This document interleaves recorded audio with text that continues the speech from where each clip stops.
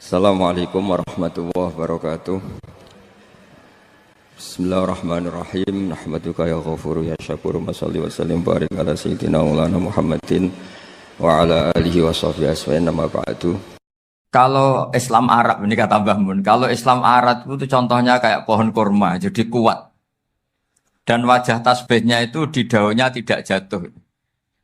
Tapi kalau Islam Indonesia kata Mbah Mun itu kayak padi, jadi ya agak doyong-doyong sedikit gitu.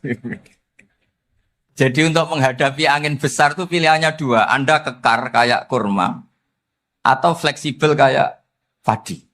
Jadi ya doyong-doyong sidik gitu ya. Ada koruptor sowan, salam templeknya ya diterima gitu. Ada calon bupati cantik ya didukung, pokoknya agak-agak doyong gitu. Tapi baru kayak doyong itu nggak bisa roboh karena fleksibel. Jadi kazar in akhraja syatahu. Jadi ada dua tamsil. Karena memang menghadapi orang fasik, orang dolim ini kita sebagai ulama itu ya kebingungan. Ini mungkin Ki Afif bisa bahsul masail ini. Karena pertanyaannya gini, saya berkali-kali digojlok sama bapak saya. Berteman orang fasik hukumnya gimana? Pasti dijawab haram. Tapi kalau pertanyaannya dibalik, membina orang fasik hukumnya gimana? Baik. Dan bisa membina kalau berteman.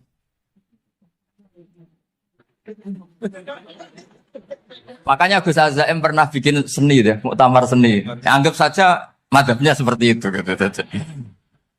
Jadi ya agak doyong-doyong sedikit. Masa ketop berteman orang yang macam-macam. Tapi itu fleksibel. Nyatanya tetap soleh sampai sekarang gitu. Itu berarti itu ya gitu kata Mbah Mun itu. Jadi untuk menahan angin yang besar pilihannya hanya dua. Anda kokoh kayak pohon kurma atau fleksibel kayak padi.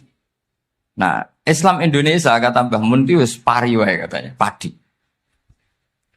Jadi ungkapan-ungkapan para masyayikh ini penting karena khazanah yang saya baca. Saya berkali-kali cerita ini dalam kitab Khilyatul Auliya. Itu Abu Nu'aim al-Asfihani cerita tentang riwayat Sufyan bin Uyainah. Ini gurunya Imam Syafi'i. Itu setiap kali Nabi Isa dan Yahya, ini dua nabi yang sepurun, sama-sama masih muda. Nabi Yahya itu senengannya dolan ke orang-orang soleh, menyambangi orang-orang soleh. Tentu itu bagus. Tapi kalau Nabi Isa ini suka menyambangi orang-orang yang fasik, orang-orang yang gak jelas. Ketika dua beliau ini ketemu, tentu yang perlu jawaban Nabi Isa karena kontroversi berteman sama orang-orang yang nggak jelas. Kata beliau, innama ana tabibun udawil mardo. Seorang kiai, seorang nabi, orang yang baik itu ibarat dokter. Di mana-mana dokter tuh ngobati orang yang apa? Sakit. Kalau Anda dokter dan peneliti satu penyakit, pasti cari daerah yang banyak pandeminya. Masa neliti pandemi di orang-orang yang apa? Sehat. Jadi ini juga perlu dibahsul masail karena tadi dibolak-balik itu. Bina orang berteman orang fasik hukumnya haram karena wa in kana dasarrin fajanibhu sur'atan. Tapi kalau bina orang fasik hukumnya baik.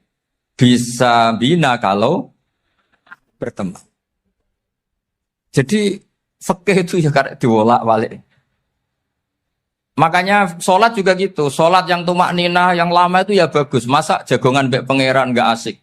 Jagongan sama teman aja asik, masa jagongan sama pangeran tidak apa? Asik.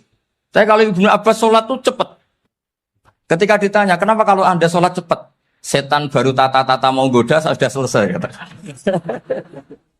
Karena setan itu ya jaga jaim tuh, jaga image. Jadi kalau mau goda orang itu ya surinan dulu, macak-macak dulu. Ternyata mau ke situ sholatnya sudah selesai. Lah kebetulan mazhab saya itu yang kedua itu gitu. Jadi kalau Gus Azaim itu sholat lama sekali, itu ada mazhab tandingan, yaitu mazhab saya. Itu karena ini sepuh saya, meskipun top beliau tapi sepuh saya. Saya sudah 50, beliau baru 40. Ini berarti baru memulai kiai. Kalau pakai umur nubuah ini baru tapi memulai. Jadi mazhab itu penting. Jadi pembanding itu harus diutarakan. Sehingga dalam fikih manapun itu sebuah mazhab itu harus diuji itu lewat pembanding.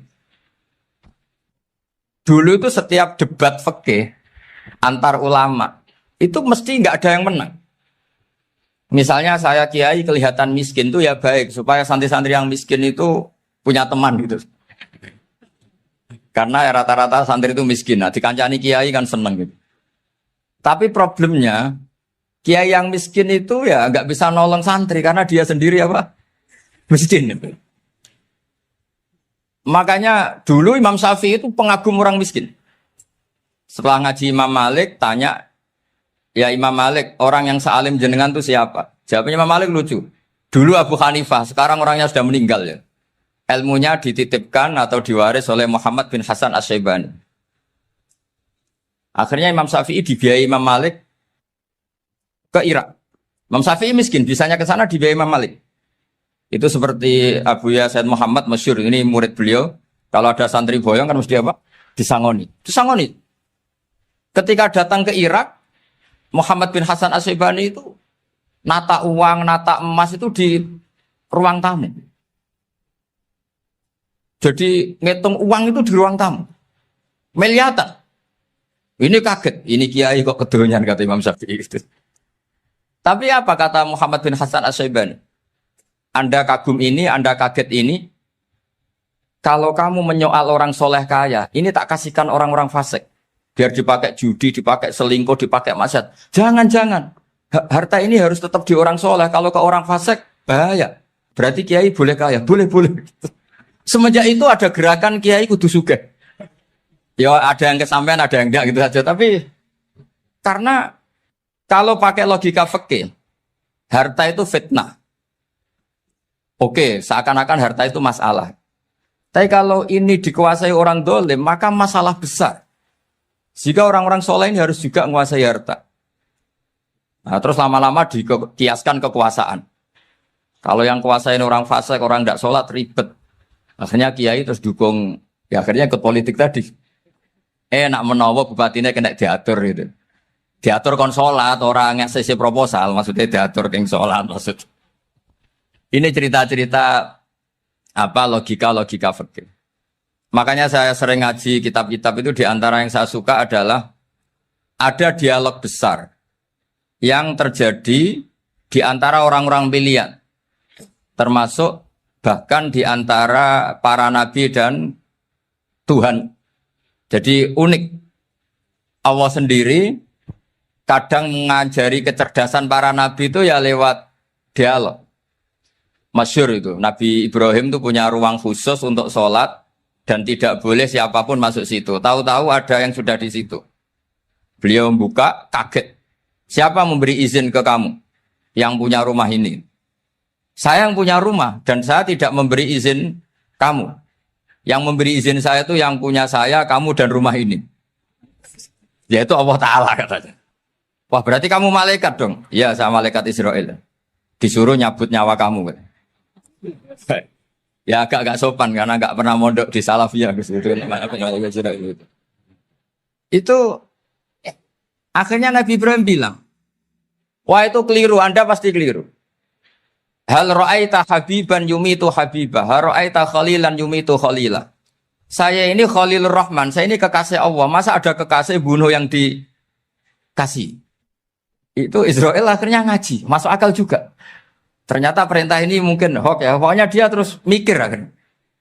Iya ya, masa ini kekasih Allah kemudian oleh Allah dibunuh, dimatikan.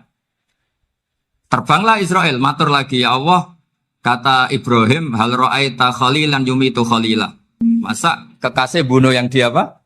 Kasih. Kayaknya masuk akal Gusti. Mulai ngaji lah kira-kira gitu malaikat. Akhirnya oleh Allah dijawab, ya sudah begini, kamu datang ke Ibrahim bilang, hal ra'aita habiban yakrahu ayyalqa habibah. Masa kekasih tidak siap ketemu yang dikasih. Nah, jadi akhirnya Nabi Ibrahim, Israel datang lagi. Logikanya sekarang enggak gitu, begini katanya. Diajarin. Hal ra'aita habiban yakrahu ayyalqa habibah. Masa kekasih tidak siap ketemu yang dikasih. Kata Ibrahim, oke, ya, terus mau meninggal. Jadi kalau jenengan cinta betul sama Allah ya harus, ya tidak usah, jangan sekarang tapi. Kalau mati di rumah aja, kalau di pondok repotnya kiainya nanti. Tapi nanti setelah punya cucu banyak lah. Nah, barokahnya baca ini dialog-dialog orang pilihan ini akan tersibak. Karena tidak dalam semua kebaikan itu nggak ada logikanya. Rata-rata ada logikanya. Misalnya begini, kalau Anda orang soleh, kemudian anak Anda pamit mau sekolah di Jerman, pilihan Anda mengizinkan apa enggak? Karena potensi jadi fasik ya tinggi, karena di tempat-tempat mas. Potensi berdakwah dari daerah yang untuk daerah yang tidak ada dai-nya menjadi ada. Itu mesti ulama itu berdebat. Misalnya punya anak pamit mau kembali atau keluarga. Yang satu cara berpikir optimis. Awal ada dai di beberapa negara Eropa itu ya barokahnya imigran, pekerja, mahasiswa. Dan semua itu bumi Allah, harus ada tasbih, harus ada tahmid. Dan itu harus dimulai dari kemauan atau mengizinkan anak asuh kita ke sana. Tapi di sisi yang lain potensi jadi fasik itu tinggi sekali. Mana iman pas-pasan. Nah hal-hal seperti ini itu pasti jadi perdebatan. Dan kita harus menjawab. Dan tadi kayaknya di semua Basul Masail, Pondok Salafiyah jawabnya pede semua. Nggak ada ragu, nggak ada khilaf. Baguslah kalau pede. Meskipun nanti mungkin ada ulama lain yang cara berpikir apa? Berbeda. Sehingga, ini saya cerita ya. Sehingga di kitab-kitab fikih, misalnya saya kok hidup di Bali, sudah punya komunitas ngaji. Itu kok saya pindah ke Sukorejo sini. Banyak ulama yang mengatakan haram.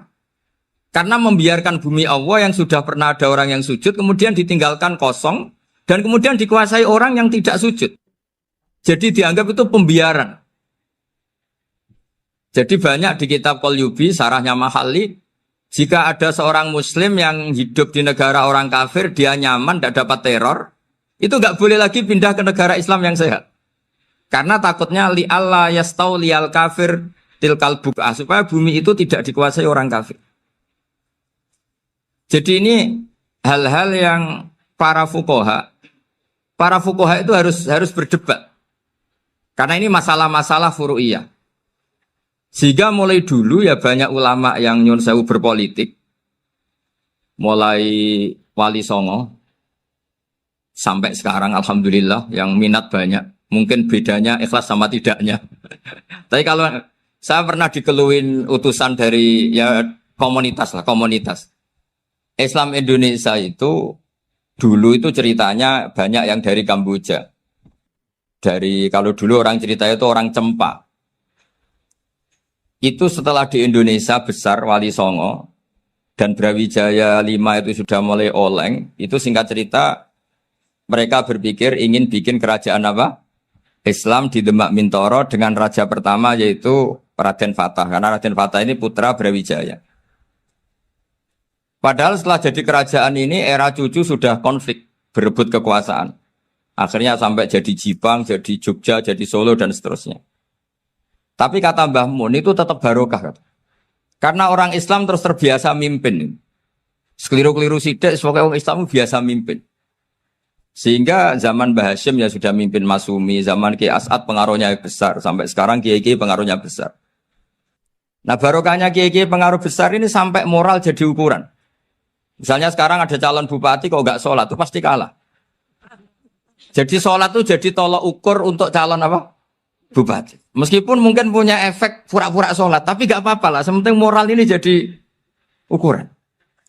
Sementara yang di Thailand, di Patani, itu karena dulu pelajarannya tasawuf, itu orang nggak ambisi mimpin dunia. Tahu-tahu dipimpin. Dan akhirnya nyuwun sewu ya saage Islam-Islam yang dulu terlalu tasawuf. Karena nggak punya pengalaman memimpin, akhirnya lazimnya konsekuensinya hanya dipimpin. Tapi Islam Indonesia beda. Karena kulino mimpin, itu akhirnya dari orang Islam biasa menjadi Islam yang sholat, sampai Islam yang bisa ngaji itu bisa mimpin negara. Tentu yang paling populer dimulai Gus Dur. Jadi ini sesuatu yang barokahnya istihad para kiai, sementing Islam kulino mimpin. Sehingga di Indonesia itu barokahnya itu, kebaikan itu jadi tolok ukur. Ada orang kok terkenal koruptor atau terkenal nyuwun sewu selingkuh atau terkenal apa itu pasti tidak jadi. Karena moral itu menjadi tolok ukur. Dan itu adalah politik para kiai.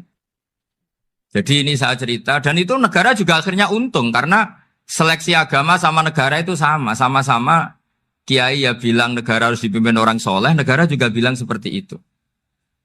Nah, ketokohan-ketokohan para beliau-beliau ini yang maulah bekerja sama dengan Umarok. Kita tahu dulu Pak Harto ya rawuh ke sini ketika Muktamar 84, rawuh ke Ki As'ad, ketika mau kembali ke Khittah juga dirembuk oleh ulama dan Umarok. Dan akhirnya ini menjadi negara yang alhamdulillah semoga selalu menuju baldatun thayyibatu wa rabbun ghafur. Nah, kemudian di sini saya tabarruk dengan Said Muhammad, gurunya Kiai Haji Azaim. Saya mau cerita tentang amaliyah tadi. Saya sebetulnya nggak niat bacakan bab itu, gara-gara ada khataman jumlahnya banyak saya jadi pusing. Ini panitianya tanya, khatam betul apa enggak? Iya, Gus, khatam betul. Tapi kayaknya saya tidak yakin itu. Karena saya ini kan dari pondok tahfidz itu. Biasanya anak khataman itu ya rodok bodoni itu loh. Dibaca buanter sing nyemak mau ndelok pojok etok. Mergo kebanteren. Nah, akhirnya lafat-lafat yang di tengah itu enggak di apa? Baca. Tapi ya semoga dimaafkan Allah lah. Yang jelas itu enggak. Tapi saya mau cerita ya. Jadi cara berpikir Said Muhammad ini nanti juga saya teruskan di Ma'had Ali. Ini saya baca ya. Di antara yang diyakini madhab Malikiyah, ini saya baca saja teksnya. Jadi ada riwayat namanya kalau Said Muhammad bahasakan itu Ataqoh Somadiyah. Kalau di Indonesia kadang orang bilang Al-Ataqoh Al-Kubro. Yaitu dengan membaca surat Ikhlas, di sini jumlahnya hanya 100 kali, kila 1000 kali. Tadi berapa teman? 700 juta ini sudah susuk banyak ini. Di sini hanya 40, riwayat lagi 100, 1000. Terus sampai tadi berapa? 800 juta. Wah, ini sudah susuk ini. Itu anak cucu sampean pasti masuk surga itu kalau gitu. Ini saya baca, ini kitabnya Said Muhammad ini. Suratul Ikhlasi wal Itqu minan nar. Akhrajat Tabrani fil Kabir an Fairuz ad-Dailami wa Ibnu Ukhtin Najasi. Waqad khadaman Nabiyya sallallahu alaihi wasallam. Orang ini jadi khadimnya Nabi. Qala Rasulullah sallallahu alaihi wasallam, "Man qara'a qul huwallahu ahad mi'ata marratin fi shalat ghairiha katabahu lahu bara'atan minan nar." Ini hanya berapa ini? Mi'ata marrah. Berarti kalau satu orang itu cukup 100. Tadi sudah untuk 7 turunan tadi untuk orang berapa? Ya, untuk 7 turunan cukup ya? Untuk 7 turunan. Ya sudah susuk ini. Duh, ribet ini. Nah, ini tak cari pembenarannya, ini supaya keren. Ini di halaman 188 Abwabul Farad. Warwa Ibrahim bin Muhammad al-Khiyari fi fawaitihi an Hudzaifah marfu'an. Mangkoro akul huwallahu ahad alfa marrotin fakotishtaro nafsahu minallah. Berarti 100, ada riwayat lagi 1000. Nanti tak carikan lagi yang berapa? 1 miliar. Jangan banyak-banyak. Nah, ini saya baca ya. Wa hadzal adatu huwa al-ma'rufu bi ataqatis somadiyah. Wa qad nassa jama'atun min mutaakhiril malikiyah ala istihbabi ataqatis somadiyah. Wa haddu ala qiraatiha wa istimaliha. Minhum Asy-Syaikh Abdussalam Al-Asmar sak teruse ini. Jadi kullu haula'i istahabbu ataqatas somadiyah ma'atirafi ba'dihim kal misnawi bisiddati fi hadisiha. I'timadan ala anna hadza minal fadha'il allati yutasahalu fiha. Faman sa'a yasta'milaha roja'a khusula ma fiha fala ba'sa bidzalik. Ala syarti alla ya'taqida thubuta dzalika anin nabi sallallahu alaihi wasallam hatta la yaqa'a fil kitsbi alaihi. Jadi intinya itu silahkan Anda bikin jumlah sesuai versi Anda. Yang penting Anda jangan kampanye kalau itu perintah Kanjeng Nabi Muhammad sallallahu alaihi wasallam. Karena kalau kamu atasnamakan Nabi kemudian jumlahnya sampai 800 berapa? 800 juta, berarti Nabi mengajarkan masyaqqah pada umatnya. Jadi cukup yang riwayat itu di sini hanya 100, sama 1000. Jadi kalau jumlah tadi untuk 7 apa? Turunan. Jadi kamu harus ditutup dengan doa, ya Allah, semua itu bukan untuk saya tapi untuk 7 turunan. Tolong catat ya Allah. Karena jadi artinya gini loh ya, orang Indonesia yang sering mempraktekkan Ataqosomadiyah itu bukan tanpa dalil. Ternyata dalam madzhab Maliki, saya masih ingat ketika mbah saya kandung, bapaknya bapak, asmane Mbah Nur Syam, itu wasiatnya minta dibacakan 4.000. Yang baca pas itu ya bapak sama anak-anaknya. Dan kemudian alhamdulillah zaman akhir itu mulai agak ngawur. Kalau ada acara itu wong liya kon maca anake mlebu metu gak melok maca. Itu keliru, saya jamin itu keliru. Saya sering kalau mimpin di rumah, kalau yasinan di tonggo-tonggo kok anaknya gak maca saya keluar. Bapakmu wong liya kon maca kata saya. Jadi itu menurut saya itu yang jelas saya sampai ngisi begini. Yang ada riwayatnya itu idza mata ibnu adam min qata amaluhu ila min salasin shadaqatin jariyah au ilmin yuntafa'u bi awaladin sholihin yatullah. Itu tidak ada di hadis au kiyayin sholihin yatullah. Yang ada itu awaladin apa? Sholihin. Jadi anaknya harus ikut. Kalau tidak ada usah kata. Akhirnya anaknya dawuh tinggi Gus nggih. Wah, akhirnya tak kei jagung paling akeh kula mendhet sithik. Wong aku ora anake. Kadang-kadang enggak, orang lain baca buahnya, anaknya mau mlebu metu mau enggak no tamu mbek rokokan. Itu harus ditobatkan itu. Keliru itu. Karena nasnya bukan auqiyayin sholihin tapi awaladin sholihin. Ini bukan provokator, ini memang ya harus seperti itu. Nah, terus tentang tadi la ilaha illallah yang didawahkan Gus Azaim. La ilaha illallah itu penting sekali, cuma saya mohon itu dielmoni lah. Jadi dulu kalimat ini menjadi spesial karena dielmoni, karena dimulai dari fa'lam annahu la ilaha illallah. Terusannya ayat tuh wastaghfir li dzambika walil mu'minina wal mu'minat. Saya ulang lagi ya. Terusannya ayat tuh wastaghfir li dzambika walil mu'minina wal mu'minat. Makanya menurut mazhab Sadili, kamu disuruh baca la ilaha illallah dulu, jangan istighfar dulu. Saya ulang lagi ya. Dalam mazhab Sadiliyah itu la ilaha illallah dulu, nggak boleh istighfar dulu. Alasannya masuk akal. Orang yang kafir 70 tahun, itu sekali baca la ilaha illallah itu langsung yughfar lahu ma qad salaf. Sehingga la ilaha illallah sendiri sudah punya kekuatan supaya dosa kita diampuni. Qul lil ladzina kafaru iyantahu yughfar lahum ma qad salaf. Cara menghentikan kekafiran gimana? Dia melafadzkan la ilaha illallah. Ini kalimat yang begitu saktinya sampai orang yang kafir puluhan tahun itu dosanya semuanya terhapus hanya karena melafadzkan la ilaha illallah. Nah, makanya kata Abdul Hasan Asadili wastaghfir li dzambika ay bihadil kalimah. Seseorang sah di istighfar itu kalau melafadzkan la ilaha illallah. Misalnya ada orang kafir mati kafir. Sah enggak anak cucunya mengistighfari dia? Tidak sah karena belum melafadzkan la ilaha illallah. Makanya kata Abu Hasan Asadili wastaghfir li dzambika ay bihadil kalimah. Sehingga lafadz ini spesial betul. Tapi kadang-kadang beberapa mursyid cara berpikir lain. Ini kalimat thayyibah harus dibaca orang suci sehingga mendahulukan apa?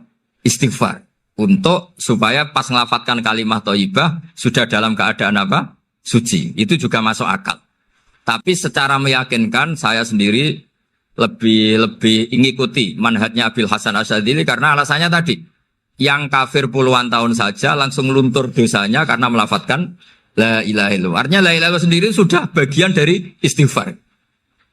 Nah, ya tadi buktinya fa'lam annahu la ilaha illallah terus wastaghfir li dzambika walil mu'minina. Jadi orang sah diistighfari itu setelah dipastikan sah tauhidnya. Jadi setelah tauhidnya sah, yaitu la ilaha illallah, baru sah apa? Diistighfari. Sehingga orang kafir, saya ulang lagi, orang kafir yang mati kafir, anak cucunya tidak boleh apa? Tidak boleh menistighfar. Terus saran saya kedua, la ilaha illallah itu filosofinya itu nafyun li uluhiyati ghairillah wa isbatun li uluhiyatillah wahdah. Filosofi la ilaha illallah itu gimana? Menafikan semua selain Allah itu tidak Tuhan dan hanya menuhankan Allah semata. Lah itu caranya gimana?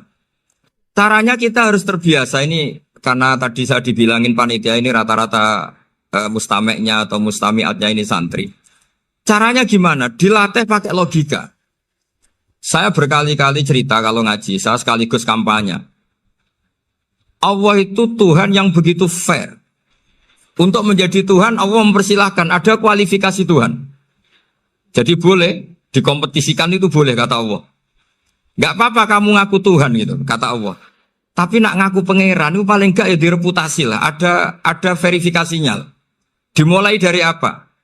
Ya kalau jadi Tuhan itu setidaknya bikin langit bumi lah, aturannya gitu. Jadi kalau daftar bupati ya daftarlah ke KPU. Masa tahu-tahu jadi apa? Tuhan kemudian tidak punya prestasi bikin langit bumi. Sehingga Allah itu cara ngendikan itu ya fair. Qul ara'aytum ma tad'una min dunillah aruni madza khalaqu minal ardi am lahum syirkun fis samawat. Coba yang kamu tuhankan selain saya, prestasinya apa? Ketika saya bikin bumi itu apa ikut bikin? Terus am lahum syirkun fis samawat. Kalau bikin langit, kalau nggak bisa ya urun lah gitu. Urun semen apa urun bego, pokoknya urun lah gitu. Urun ora, gawe bumi ora, ngerti-ngerti ngaku dadi pangeran. Nah, kul hatu burhanakum. Jadi ya kan ya lucu kan, misalnya syarat kiai di Salafiyah kan keluarga Kiai As'ad, cucunya ngaji ngalim. Orang keluarga Kiai As'ad terus aku kiai utama di Salafiyah. Oh mesti di penjara ya.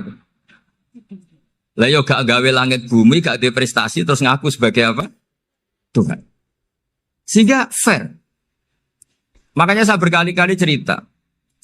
Jubair bin Mut'im itu punya anak namanya Muhammad. Ini sudah orang alim, Muhammad bin Jubair bin Mut'im.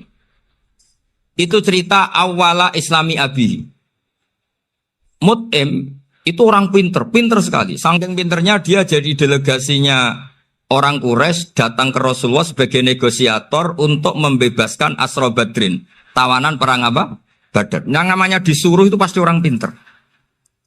Tapi apa yang terjadi ketika nginep di masjid? Karena zaman itu gak ada hotel. Nanti jadi geger. Orang musyrik nginep di masjid hukumnya gimana? Bahsul masail tok. Zaman itu mau tidak mau. Kalau sekarang kan ada hotel, kiai juga punya wisma. Apa yang terjadi? Orang ini cerdas sekali. Dan delalah Nabi pas sholat maghrib itu baca wattur wa kitabim mastur sampai am khalaqus samawati wal ard. Ya kalau kamu jadi Tuhan ya setidaknya menciptakan langit bumi lah. Namanya jadi Tuhan ya ada persyaratan kan. Paling enggak punya reputasi menciptakan langit bumi. Atau kalau jadi Tuhan setidaknya reputasinya itu enggak diciptakan yang lain. Am khuliqu min ghairi syai'in. Ini jadi Tuhan kok punya bapak, punya ibu. Ini jadi Tuhan kok lahirnya di bumi. Ada tanggal lahirnya, ada tahun. Masa jadi Tuhan kok dulu buminya. Pokoknya walhasil tuh. Akhirnya Nabi ketika salam sholat maghrib, dia datang. Ya Rasulullah, akalku habis oleh ayat yang barusan engkau baca. Sudah saya Islam saja. Argumentasi selain Allah Tuhan itu batal. Itu, nah saya mohon santri-santri Salafiyah itu baca Quran sampai seperti itu. Jadi jangan hanya khataman banyak-banyakan maksudnya. Ini bukan nyindir ini, ngamuk ini.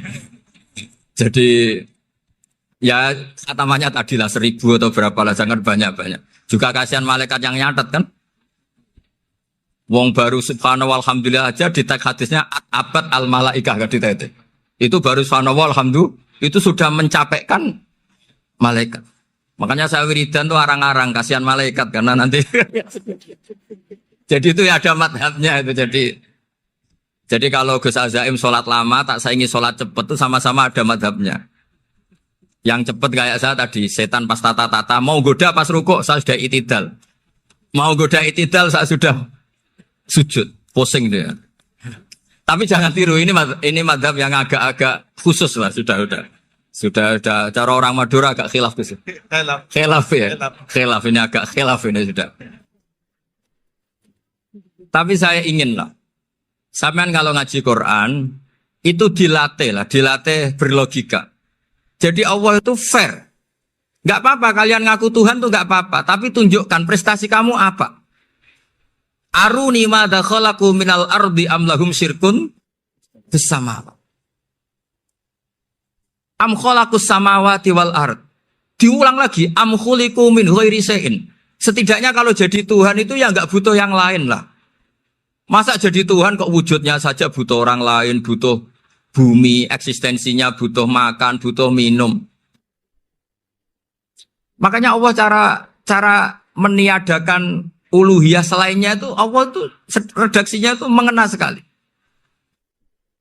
Yaitu tadi dengan cara-cara seperti itu. Sebagian ayat disebutkan ma asyattuhum khalqas samawati wal ardi wala khalqa anfusihim.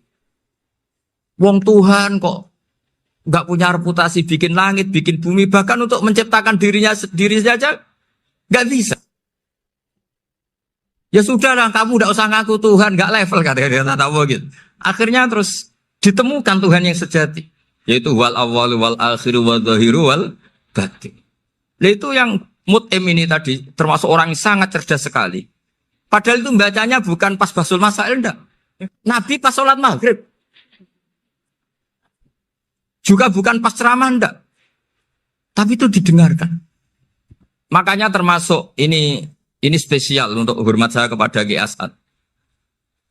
Makanya saya ini kalau mentasjek santri-santri, ini agak sensitif, tapi sudah saya tidak perlu takut fitnah. Saya termasuk kenapa saya ingin jadi ahli tafsir, tentu yang membentuk itu Mbah Maimun dan bapak saya. Bapak saya itu hafal Quran kayak hafal Fatihah. Saking senangnya Quran itu. Mungkin bisa kamu saingi itu. Itu adalah orang kafir itu bisa paham Quran.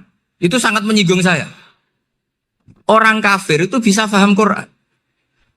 Ketika Umar Islam itu karena mendengar apa coba? Mendengar apa? Quran. Dan itu masih kafir apa sudah Islam? Masih kafir karena kalimat-kalimat yang di Quran itu begitu jelas wal kitabil mubin sehingga didengarkan orang kafir pun tuh ngefek. Makanya ketika Umar datang ke saudari putrinya kemudian dengar Toha ma anzalna alaikal Quran apa? Litasqa, itu dia terus iman. Begitu juga Mut'im. Itu ketika dengar Nabi baca surat At-Tur ya langsung iman. Makanya kata Ibnu Jarir At-Tabari, kamu jangan pernah bilang gini, syaratnya paham Quran itu harus alim, harus gini. Lah nanti berarti orang kafir punya alasan di depan Allah, ya Allah, engkau ngandani kami dengan Quran yang nggak bisa difahami kecuali alim dulu. Lah saya alim gimana? Nggak pernah mondok. Mondok gimana? Saya kafir. Jadi artinya gini loh, kata Ibnu Jarir At-Tabari, Allah tidak mungkin mengatakan gini. Ifhamil Quran bima la fahmalaka. Quran itu harus kamu fahami. Sementara orang kafir karena lafadznya Quran khusus gak bisa memahami. Makanya Quran itu dibaca. Itu banyak orang kafir yang menjadi muslim karena mendengar apa? Al-Quran. Padahal kafir. Nah termasuk tadi Muhammad bin Jubair bin Mut'im ini itu menjadi Islam ya, karena mendengar Quran. Padahal dia saat itu masih apa? Kafir. Karena tadi logika misalnya nggak paham secara lafadz Arab. Sekarang misalnya nyuwun sewu ada orang ateis. Saya pernah didatangi seorang ateis yang nggak percaya Tuhan. Saya mau Islam Pak Ba, asal Anda bisa menjelaskan Tuhan itu siapa. Coba Quran dibaca secara makna, tidak secara lafadz tapi secara makna. Begini misalnya, ada orang ateis datang ke saya, Pak, saya mau Islam, asal Anda bisa menjelaskan Tuhan itu siapa. Terus saya tanya, ini ngajak goblok-goblokan apa pinter-pinteran, kata saya. Terus dia jawab, ngajak pinter-pinteran Pak, saya ini doktor katanya. Maksudnya di akademiknya dia doktor, mungkin jurusan matematika atau apa, tapi di ketuhanannya jeblok. Terus tak tanya, kalau ini ada kertas, kamu suka ada rumusnya apa suka ada? Ya suka ada rumusnya. Kenapa ada kertas? Ya karena ada yang bikin. Nah kira-kira berstatus membikin atau membuat itu sesuatunya maujud apa enggak? Ya pasti maujud lah, pasti ada. Ya sudah, anggap Tuhan itu adalah sebab dari semua yang ada. Masa alam yang seperti ini, langit dan bumi ini maujudat, kemudian kamu katakan kholaqohal adam, bahwa alam raya yang maujud ini diciptakan oleh ketiadaan. Ya juga, berarti Tuhan itu ya. Ya itu yang namanya Tuhan. Lah mulai dulu kiai-kiai ngomong gitu kan saya Islam katanya. Jadi kiai-kiai itu kadang-kadang kalau dakwah pokoknya KBU digawe Tuhan. Beda dengan dakwanya orang-orang mantek. Orang-orang mantek itu kan nggak pernah nyebut Allah. Ini alam hawadis, labudamin muhdis. Meskipun mereka, nah muhdis ini menurut Islam namanya Allah. Tapi sebetulnya kan nggak langsung bilang Allah. Jadi tak kasih tahu, alam raya ini maujud nggak? Ya maujud Pak. Bisa nggak sesuatu yang nggak ada menjadi faktor wujudnya yang ada? Ya nggak bisa, namanya nggak ada itu nggak bisa jadi faktor. Nah itu hebatnya ulama-ulama kita. Ketika mengenalkan Allah itu siapa? Zat yang wajibil wujud. Jadi kita ini kalah pinter be ulama-ulama dulu. Ya alhamdulillah kalahnya sama ulama dulu. Kalau kalah sama ulama sekarang isin lah. Jadi ulama dulu sudah pinter. Pasti pertanyaan dasar manusia, hadil maujudat tuh man khalaqaha, siapa yang menciptakan? Kalau kamu langsung jawab Allah atau Tuhan, mereka pasti tidak nerima. Ya jawab saja, hadil maujudat mesti khalaqaha maujudun. Nah berhubung maujud ini berstatus pencipta, harus super. Lah super ini oleh ulama disebut wajibul wujud atau musabbibul asbab. Yang oleh Islam dinamai Allah. Tapi kita langsung ngomong Allah, ya mesti aja bingungkan kan bagi yang bingung maksudnya. Ya saya mohonlah kalimat-kalimat la ilaha illallah itu diamatilah, diresapi sampai seperti penjelasan saya ini, sehingga punya kualitas ilmu. Karena syaratnya memang fa'lam, harus punya kualitas apa? Ilmu. Ilmu itu apa? Ma'rifatus syai' ala ma huwa alaih. Mengenal sesuatu sesuai detail-detail sifatnya sesuatu itu. Misalnya kalau Allah sudah jadi Tuhan, ya harusnya qabla kulli syai'. Masa Tuhan sama yang dituhani wujudnya dulu yang dituhani. Ditemukanlah sifat awal atau qadim. Makanya benar Gus Azaim tadi, kalau sudah bertauhid harus hafal akidah berapa khamsin. Dimulai apa? Wujud. Kenapa harus dikatakan wujud? Karena alam raya ini kadung maujudan. Hadhil alam maujudun. Masa maujudun khalaqahul adam? Masa maujudat khalaqahul adam? Nah itu yang disebut am khuliqu min ghairi syai'in am humul khaliqun.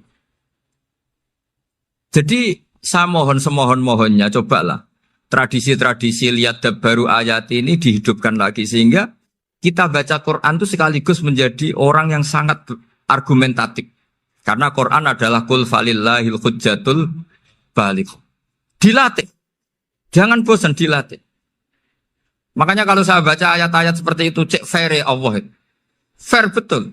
Gak apa-apa saya punya pesaing kata Allah. Tapi yang imbang dong. Pas aku gawe langit ya bantulah. Atau ada langit tandingan lah kira-kira gitu.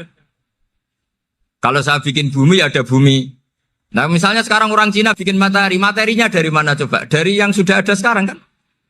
Tetap saja agak ikut bikin kan? Tapi kalau Allah bikin langit bumi minal adam minal wujud. Kalau mereka paling rekayasa yang sudah wujud adik. Nah, harus sampai seperti itu. Sampai kata Gus Azim kul hatu apa? Burhanakum dan. Jadi ini cara-cara kita untuk menguatkan iman. Aruni madza khalaqu minal ardi am lahum syirkun fis samawati. Terus kata Allah, itu nih bi kita min qabli hadza au atharatim min ilmin. Kalau kamu enggak setuju teori ini kata Allah, cari kitab suci versi Anda. Aturan jadi Tuhan itu apa coba? Ya tetap saja semua kitab suci akan mengatakan di mana-mana Tuhan itu pencipta langit dan bumi. Jangan yang lahir di bumi jadi Tuhan. Jangan Lata Uzza jadi Tuhan. Jangan karena sakti jadi Tuhan. Nah ini di sini pentingnya ilmu balaghah, ilmu mantek yang alhamdulillah di pondok-pondok kita masih diajari. Makanya kata mantek sebetulnya ilmu akal hanya menemukan hadil maujudat khalaqaha maujudun. Nah yang maujud ini siapa? Ya wajibul wujud. Nah kemudian Islam menamai ini Allah Subhanahu wa ta'ala. Makanya ulama dulu itu kalau ngetikan Allah itu siapa? Zat sing wajibul wujud. Itu filosofinya luar biasa. Karena dengan seperti ini bisa menafikan teori ateisme. Bahwa alam raya ini diciptakan oleh ketiadaan. Makanya saya bilang tadi, ngajak goblok-goblokan apa pinter-pinteran gitu. Lah nek ngajak goblok-goblokan yang ini hadhil maujudat khalaqahal adam. Terus kita goblok bareng. Loh iya kan barang maujud diciptakan yang tidak maujud. Wong ora wujud kok mempengaruhi sing Ya monggo nak goblok bareng kata. Akhirnya, gak Gus, saya ini dokter masa kamu ajak goblok? Ya sudah pinter saja kata saya. Alhamdulillah karena debat kecil ini dia menjadi nyaman lagi dengan apa? Islam. Memang saya tentu gak bisa disalahkan doktoralnya karena di ilmu yang selain apa? Teologi gitu. Tapi kan polanya dia pasti pinter. Makanya ini sekaligus mengingatkan anak-anak lah. Kecakapan menjelaskan itu harus dilatih karena di antara kelebihannya Quran itu wal kitabil apa? Mubin, yaitu kitab yang punya kemampuan menjelaskan. Ini yang terakhir saya beri contoh. Terakhir ini penjelasan Quran. Dulu orang kafir itu cara berpikir itu begini, Muhammad, urusan kita ini banyak, problem kita banyak. Masa iya urusan yang banyak ini cukup dengan satu Tuhan? Kalau problem banyak ya Tuhannya harus banyak. Ada Tuhan pohon, Tuhan hujan. Ya kayak Cina itu ada Dewi Kuan Im keberuntungan, ada yang sial, yang pokoknya diurus yang banyak lah. Maka mereka bilang aja'alal alihata ilaha wahida inna hadza la syai'un ujab. Ini aneh urusan banyak kok Tuhannya satu, ini aneh lah. Tapi Nabi secara sabar dan yang diomongnya orang kafir. Tidak anak Mahatali, orang kafir. Jadi nanti kalau anak Mahatali gak paham Quran kebangetan orang kafir saja paham. Akhirnya Nabi secara santai, secara rileks memberi penjelasan gini. Kalau Anda menjadi buruh, kalau orang Arab dulu bilang abdan, kamu suka enggak punya majikan banyak, perintahnya beda-beda, semuanya memaksa kamu untuk nurut. Sama punya majikan satu yang baik. Ya enggak suka lah Muhammad kalau majikan saya banyak, semuanya berhak merintah saya, enggak enak. Majikannya satu saya, satu saja. Terus kata Nabi, Tuhanmu itu majikan kamu. Kalau Tuhannya banyak, kamu bingung. Berarti perintahnya banyak. Akhirnya mereka paham. Dan itu segampang itu Allah memberi penjelasan. Dorobawa masalah rojulan. Fihi syuraka umutasyakisuna wa rojulan salamal lirojul. Hal yastawiyahani masalah. Alhamdulillah. Langsung diberi analogi. Kalau kamu jadi buruh, punya majikan banyak, yang perintahnya beda-beda. Kemudian jadi buruh yang majikannya satu. Kamu milih mana? Ya milih satu Muhammad. Ya sudah. Kalau Tuhannya banyak, perintahnya banyak, kamu juga bingung.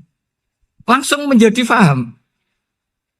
Nah, ketika ada orang tidak ikhlas, Nabi cara memberi penjelasan juga gampang.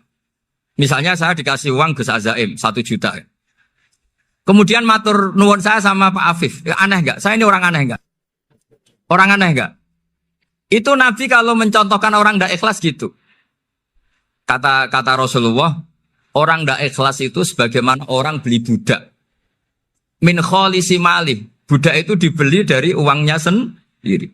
Kemudian fa'amila hadal abdu, budak ini kemudian bekerja dan a'tohullatahu. Hasilnya dikasihkan sama orang lain. Terus Nabi memberi percontohan. Ayasurrukum ayyakuna abdukum kadzalik. Apa kamu suka kalau budak kamu seperti itu? Dulu orang-orang dulu kan beli budak untuk disuruh bekerja, terus disuruh setor apa hasilnya. Jadi budaknya kamu yang beli, yang biayai. Kalau sekarang mungkin gak ada budak gini lah. Saya nyuruh Zaid, tak kasih mobil, tak kasih bensin, tak kasih uang jalan supaya narik angkot. Hasilnya disuruh ngasihkan saya. Ternyata dikasihkan orang lain dan matur nuwun sama orang. Kamu suka punya budak seperti itu? Ya tidak suka ya Rasulullah. Ya ibaratnya seperti itu.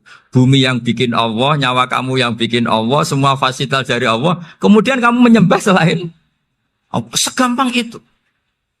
Dan Nabi telaten sampai dulu yang mayoritas orang kafir menjadi mayoritas Muslim. Dan semuanya tanpa paksaan. La ikroha fiddin. Karena qad tabayyana rusdu minal ghayy. Nah, cara tabayana gimana? Yaitu punya kemampuan menjelaskan. Wal kitabil apa? Mubin.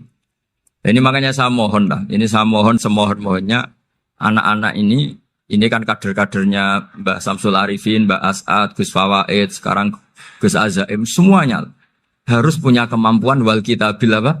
Mubin. Sehingga di antara sifatnya Nabi itu fatonah, punya kecerdasan. Nabi itu gak pernah debat kalah. Itu meskipun sudah terdesak gak pernah kalah. Pernah Nabi itu ngendikan la'adwa walati orata. Tidak ada penyakit menular. Ada orang yang mungkin kurang suka iseng, ada onta yang sudah gudiken dijejerno sama yang waras. Ternyata yang waras jadi gudiken. Akhirnya Nabi diundang lah kira-kira gitu. Ya Rasulullah, kata engkau gak ada penyakit menular. Tapi ini onta yang gak gudiken tak jejerkan yang gudiken ikut gudiken. Berarti kan menular. Nabi santai jawab, Faman jarrobal awal. Lalu yang pertama gudikan ketularan siapa katanya. Wah kalau ini asli Nabi ya sudah seperti itu. Jadi ngiranya dia menang karena yang gudikan pertama nulari yang kedua. Ternyata Nabi tanyanya lagi, faman jarrobal awal. Yang gudikan yang pertama siapa? Oh ini asli ya maksud saya itu. Jadi Nabi itu gak pernah kalah. Karena Nabi punya apa? Fatona. Jadi saya mohon, ya tadi makanya ini efeknya tuh khatamannya gak boleh banyak-banyak ya. Maksud saya kalau musim khataman ya gak apa-apa, khataman banyak-banyak. Tapi kalau gak musim khataman ya musim-musim tadabbur gitu. Tapi kalau ini musim khataman ya monggo lah. Cuma saya kok kasihan malaikatnya ada diri. Kias Ali itu analogi kias ya, analog terus tenggene ilmu-ilmu usul fikih itu ada kias itu kan kias aulawi dari bawah dikiaskan ke yang lebih apa? Atas. Ada kias setara, namanya kias musawah setara. Ada kias fahwal khitab, maknanya ya orang pasti sadar kalau maknanya seperti itu. Rasaman saya kira budaya, jawab mohon biasa mohon. Budaya pantas, pinter pantas jawab. Kalau bolak-balik ngaji menerangkan. Kita ini hidup itu menjadi tahu, apa malah menjadi tidak tahu, gara-gara hidup. Nah, aku mari ke goblok sih, oleh. Gara-gara hidup menjadi tahu, yo rasa bener gara-gara hidup menjadi tidak tahu. Kowe goblok itu sebab apa? Sebab tahu apa sebab tidak tahu? Wes gak polling gak apa-apa. Ayo 02 sik sebab tahu. Ini yang syukuran. Awal. Hidup itu menjadi tahu menjadi tidak tahu. Kowe Mas 01 kowe. Oh. Menjadi tahu. Nah hen tengah-tengah. Wong loro padha ora jelas ya, cara kowe. Ndak tahu. Berarti menang 0 piro. Biasa. Tawari ilmu hakikat ya. Jadi awal syaratnya dadi wali. Meskipun dadi wali ku yo angel tapi tak warai mukadimah ya napa. Jadi nak bar iki urung wali cek apa? Mukadimah. Ndak sekarang misalnya gini, saya mau minum teh. Jadi saya melihat saya minum teh. Karena saya fokus minum teh, terus anak saya main di sekeliling saya, anak saya kecil misalnya. Terus jatuh. Saya ini dianggap bodoh kan? Bodoh kan? Gara-gara mau minum teh fokus saja, membiarkan anak jatuh. Yang andai kan saya tidak fokus minum teh, mungkin anak saya terkontrol. Terus ngerti nak ada cilik kan potensi apa? Begitu juga dunia. Gara-gara kita delok babunan ayu-ayu, delok gemerlapi dunia politik, delok hal-hal yang enggak penting, akhirnya melupakan hal yang penting. Sekarang misalnya Allah itu Ar-Razzaq, pemberi rezeki, Allah itu Al-Mudabbir sing ngatur dunia. Gara-gara Fauzi terus meyakini satu makhluk apa sing nyelametno Indonesia. Ini kan dari iman kepada Allah menjadi iman kepada itu tidak boleh sih, iman ya sampai pangeran. Jadi dunia itu biasa wae. Oh, nomor itu kok iso nentokno. Cuma ya tetap berorganisasi secara duniawi, tapi tetap sih menentukan. Iku rungono tenan awas. Nah, karena kita hidup maka menjadi tidak tahu. Kita tahu itu menjadi tidak tahu. Rungono sik engko nanti tak terangkan sekian dalil dari Quran dan hadis. Gara-gara saya fokus minum teh, terlena mau ngopi, wah enak esuk-esuk ngopi. Gara-gara terlena itu anak saya jatuh menjadi tidak tahu. Begitu juga dunia. Makanya Allah sering memberi nasihat, fala taghurrannakumul hayatud. Kamu jangan tertipu oleh kehidupan dunia. Ibaratnya Allah ning pinggirem, zat paling penting, paling pokok. Tapi kamu abaikan. Kamu bilang jabatan penting, teman penting, mitra pejabat penting, komunitas penting. Kamu sampai lupa bilang Allah itu lebih penting. Nah, ini sudah mulai kena hijab. Nah, orang yang kena hijab ini nanti tidak bisa masuk surga karena Allah dengan duka marah besar. Allah ngendikan kalla innahum ar-rabbihim yauma idzil lamahjubun. Orang-orang ini nanti ketika di akhirat terhijab dari saya karena zaman ning donya ora tau roh aku. Kenapa kok terhijab? Justru karena ada yang diketahui, justru ada yang diketahui. Contoh paling mudah itu copet atau lonte atau koruptor atau apa saja. Misalnya nyuwun sewu orang jadi copet itu kan umur 17 atau misalnya jadi pekerja seks nakal itu kan umur 17 atau 18. Hanya karena pernah mendapat rezeki dari judi misalnya atau dari transaksi yang haram. Terus dia bilang gini, aku nak jadi copet mangan kopo. Aku nak judi mangan kopo. Aku nak gak jadi wong nakal mangan kopo. Padahal dia 17 tahun nyatanya bisa makan, birizkillah apa? Tapi pernah merasakan 1-2 bulan dari rezeki haram, dia menvonis seakan-akan tidak bisa makan kecuali dari rezeki haram. Ya itu tadi, gara-gara tahu nikmatnya uang yang sepintas lewat haram, nyopet atau korupsi, terus menafikan nikmat-nikmatnya. Jadi dari tahu nikmatnya nyolong atau korupsi menjadi tidak. Makanya kalau dalam ilmu tasawuf itu gini Fuad Walian, manusia sekarang itu tidur, kalau mati baru bangun. Jadi cara ilmu tasawuf itu annasu niyamun wa idza matu intabahu. Mungkin ada yang hafal tapi ra paham. Jadi rata terang. Annasu niyamun wa idza matu intabahu. Manusa kabeh sak donya iku turu, nek mati lagi tangi. Mergo kena wis mati iku lagi roh, jebule sing hak tenan iku sujud ning pangeran. Sing hak tenan iku subhanallah walhamdulillah. Sing hak tenan iku muni Allahu akbar. Kae zaman ning donya dintekno kowe ngomong, "Nu Amerika super power." Kenal presiden penting, kenal menteri penting, kenal kiai gede penting.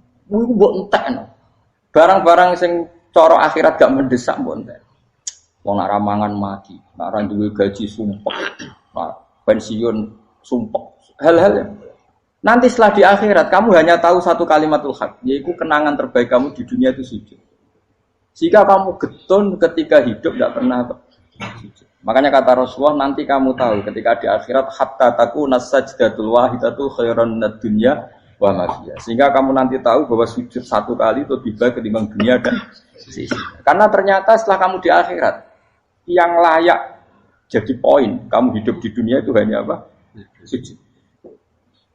Nah, yang dunia kan WA penting, HP terbaru penting, babonan penting, mutra penting, ngomong terus berjuta-juta kalimat.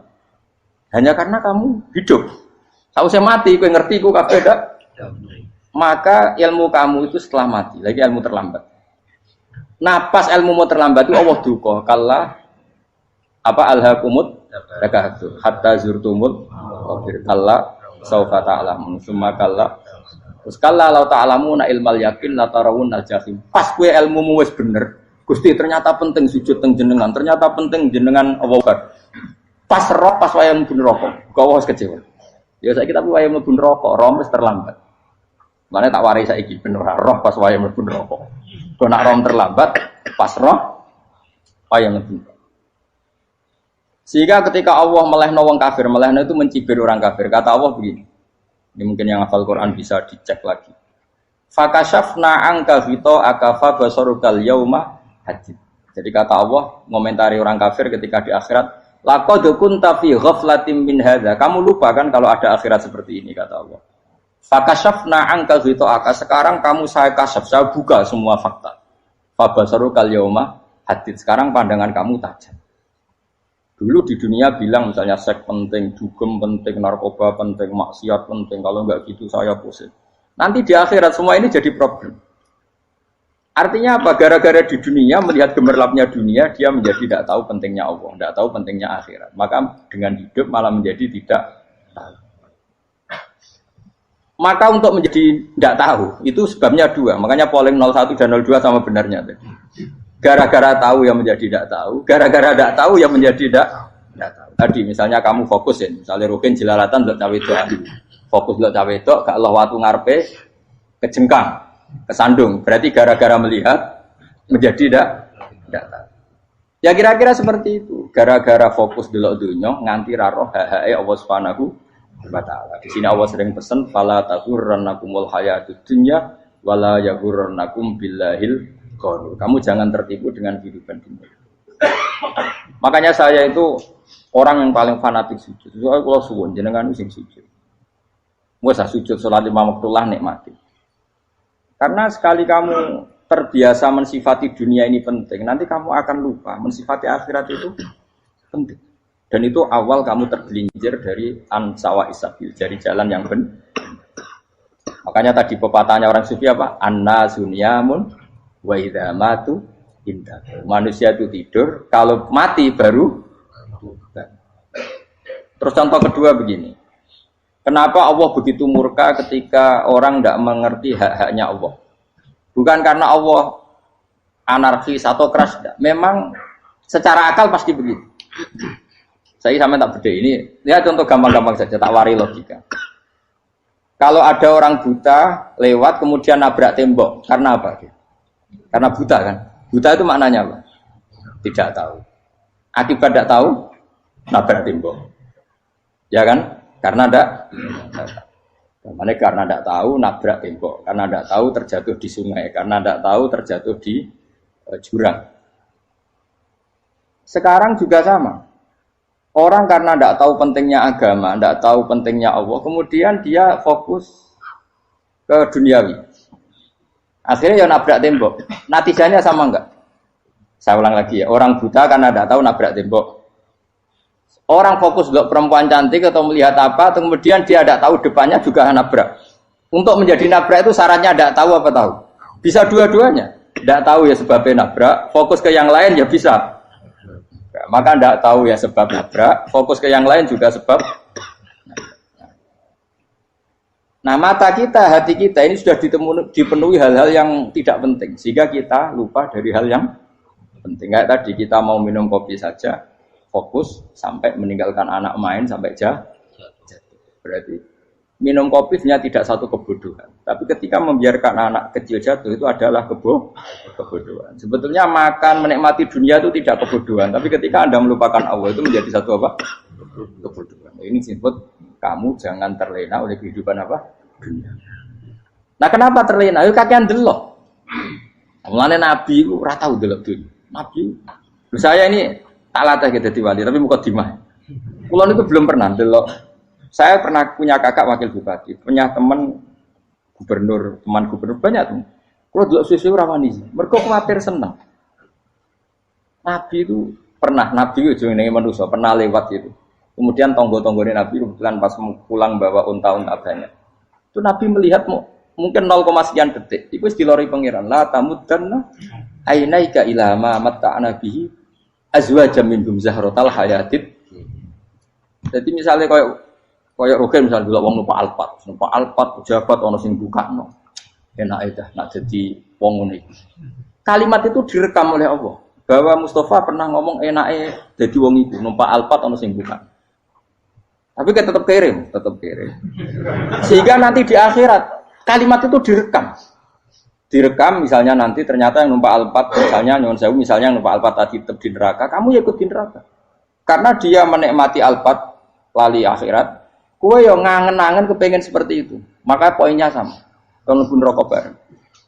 Terus ada orang sujud di musola, melarat sujud. Kowe gak pernah enake dadi wong iku. Padahal sujud itu yang menjadi orang masuk surga. Terus kowe ditakoki ning akhirat. Kowe tahu angen-angen dadi wong sujud mboten nate. Tapi kowe tahu angen-angen mewah nate. Yes, nang ono kira-kira gitu.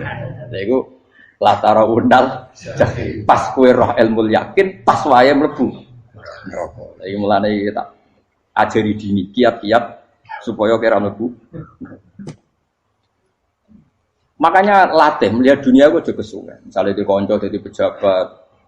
Kalau nanti di keluarga pejabat, sampai sekarang pun saya sering punya teman. Buat nanti kalau melihat bahwa dia pejabat. Karena saya takut dosa. Saya melihat dia seorang mukmin yang sujud, yang sholat. Saya bodoh sekali kalau melihat dia pejabat. Karena itu tidak ada artinya di akhirat. Saya sampai sekarang yang saya melihat presiden orang yang mukmin, sehingga saya harus hormat. Saya melihat bupati orang yang mukmin, sehingga saya harus hormat. Melihat sampean ini wong sing mukmin, malah gue jalalan barang ini sudah mukmin plus.